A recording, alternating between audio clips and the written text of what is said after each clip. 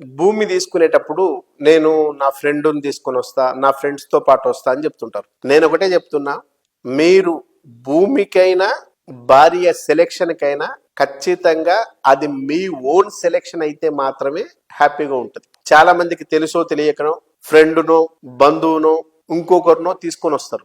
అట్లా తీసుకొచ్చినప్పుడు ఖచ్చితంగా డెఫినెట్ గా మీకు చెప్తున్నా, వచ్చిన ఏ పర్సన్ అయినప్పటికీ ఒక భార్య, ఒక డాడీ, మమ్మీ వీళ్ళు తప్పిస్తే అదర్గా వచ్చే ఏ పర్సన్ అయినా కూడా ఖచ్చితంగా మీరు ప్రాపర్టీ తీసుకుంటా అంటే హ్యాపీగా ఉండలేడు. డెఫినెట్ గా చెప్తున్నా, గుర్తుపెట్టుకోండి.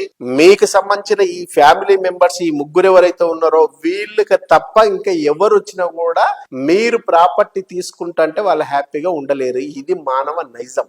నా ఫ్రెండ్ నాకంటే ఎకనామికల్ గా బాగుండాలని కోరుకునేవాడు ఎవరు ఉండడు. 99% అబో డెఫినెట్ గా నా ఫ్రెండ్ అనే పర్సన్ కూడా బాగుపడాలి, కానీ నాకంటే ఎక్కువ బాగుపడాలనేంత విశాల హృదయం ఎవరికి ఉండదు. బంధువులైతే దాదాపు చాలా మంది రాబంధువులై ఉంటారు. నేను తీసుకొని ప్రాపర్టీ అతను తీసుకుంటే నాకంటే ఇక్కడ బాగుపడిపోతాడు అనే ఈర్ష, ద్వేష, రాగద్వేషాలు చాలా చాలా ఉంటాయి. కాబట్టి వాటిని ఎక్కడ పైకి కనిపించనీయకుండా సాధ్యమైనంత వరకు ప్రాపర్టీ బాగానే ఉంది కానీ చాలా దూరం ఉందనో, ప్రాపర్టీ కొంచెం కాస్ట్ ఎక్కువైందనో, ప్రాపర్టీల ఫేస్ సరిగ్గా లేదని చెప్పోసో, లేదనుకుంటే ఇప్పుడే ఎందుకు ఇంకా కొంచెం ఆలోచించు అని చెప్పడము, ఇట్లా కుంటి షాకులు చెప్తూ ఖచ్చితంగా ప్రాపర్టీ తీసుకోకుండా అడ్డుపడే వాళ్ళే చాలా మంది ఉంటారు. సో మీరు సెలెక్షన్ చేసుకోవాల్సింది మీతో పాటు వచ్చే పర్సన్ రియల్ ఎస్టేట్ కి సంబంధించిన ఎక్స్పర్ట్ కాదు.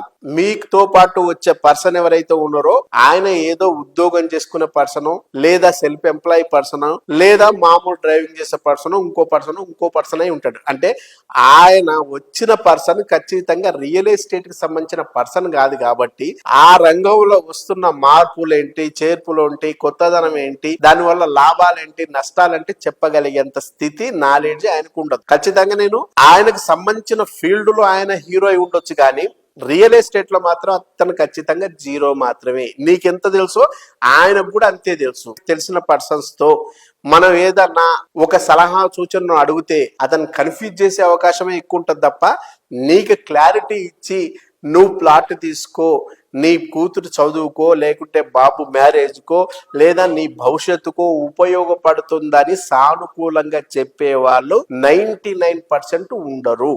మీకు సంబంధించిన అంశాన్ని మీరే తెలుసుకొని నిర్ణయం తీసుకుంటే బాగుంటది అనేది నా సలహా.